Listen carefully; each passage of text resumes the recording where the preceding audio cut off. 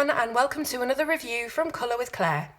Today I'm reviewing the Faber Castell Polychromos pastel sticks. This is a set of 36. Now everyone knows about Polychromos pencils, the high-end, amazing quality pencils from the German company Faber Castell.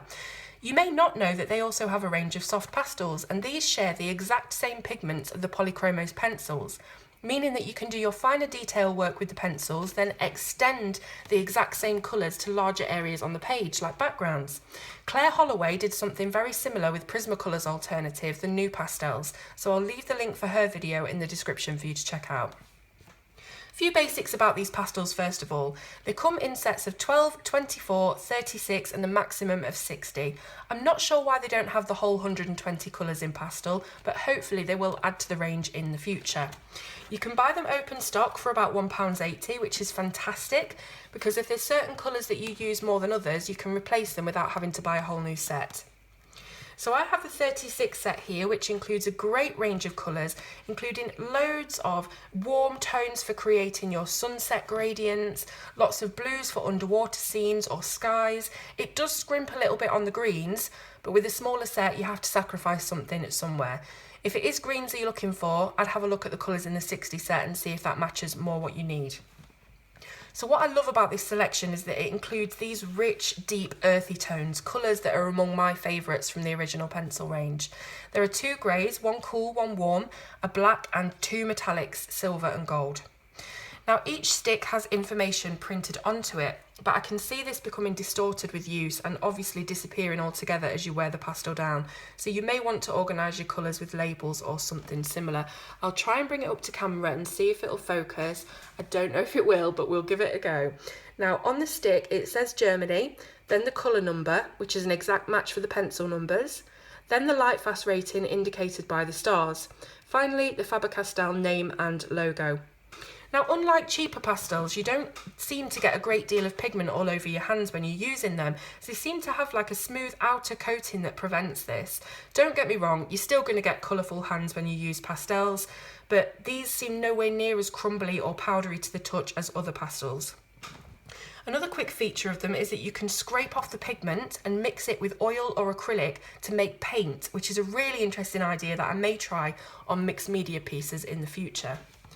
So let's have a look at how vibrant these pastels are and compare the colours with their pencil alternatives. So I'm going to remove these for a second.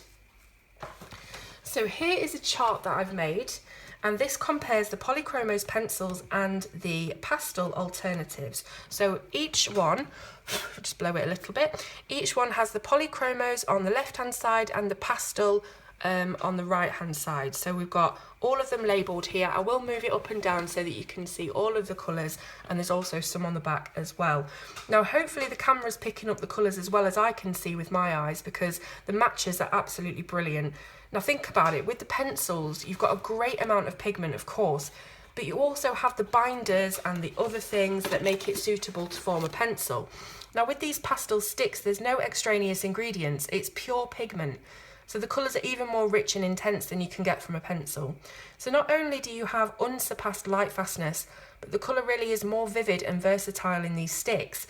Obviously, if you do finely detailed work, you will struggle with getting thin strokes, but you can get pastel pencils for that. Just imagine the fun that you could have with these on colouring page backgrounds, or as a thick, bright paint when you mix with those mediums that I mentioned earlier. And I've gone back too many pages. Here we go. Let's get these on camera again so that you can have another good look. So whilst I've got this pad out actually, I'll just tell you a little bit about it because it's a brilliant accompaniment to the pastels.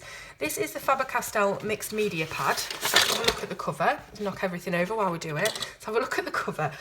So this is available in A5 and A3 size, and it's a very thick 250 GSM stock, and this can take all different types of media: coloured pencil, watercolours, paint, gelatos, India ink, graphite, and of course pastels.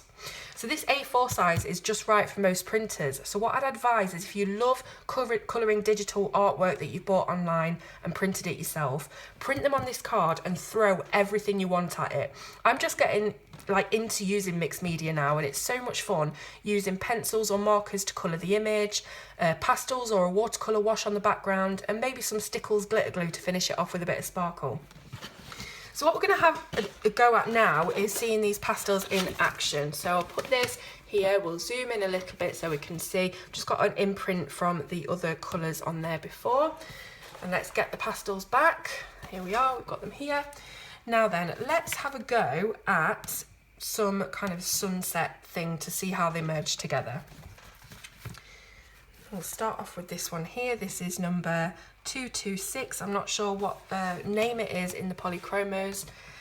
Now, when you lay these pastels onto the paper, you feel how creamy the laydown is. It's like it grips the paper straight away and it releases a really thick swatch of colour, very opaque, more akin to the vibrancy of pan pastels than soft pastel sticks that you usually buy, that are sometimes very desaturated and pale. You can blend these, of course, either with your finger or paper stumps or even a makeup sponge, depending on your preference. So what I'm going to do now is just keep layering over some reds, going into orange and yellow, and we'll see how they blend with my finger after. They're already blending really, really well, as you can see, just by rubbing them together. But we will do quite a long blend, I think. Just blow it off and see how that looks.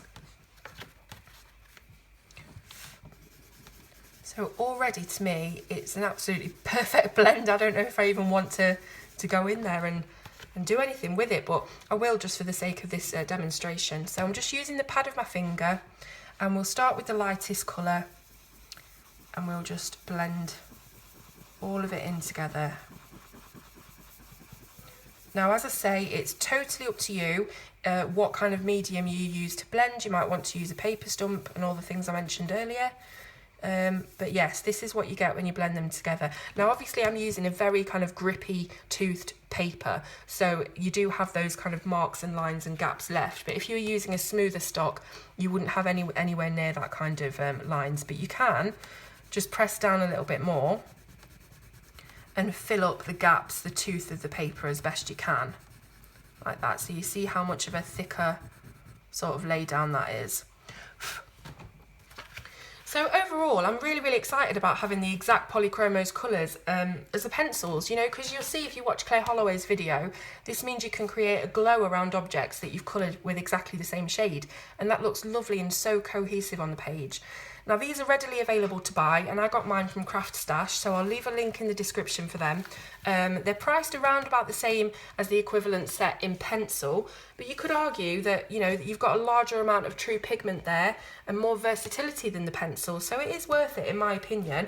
Let me know what you think, and if you have these, I'd love to know how you use them, so tell me in the comments all your little tips and tricks. Thank you so much for watching, and I will see you soon on Colour with Claire.